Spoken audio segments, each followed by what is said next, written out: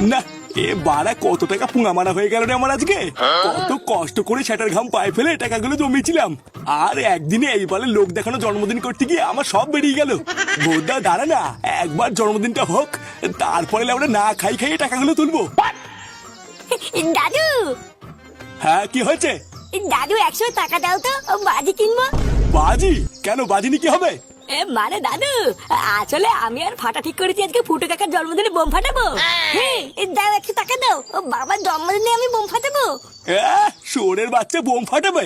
সে কুমারী সকাল থেকে টাকা বের করতে করতে আমার গাড় ফেটে আমশক্ত হয়ে গেছে, আরে চোদনা নাকি আবার বোম ফাটাবে?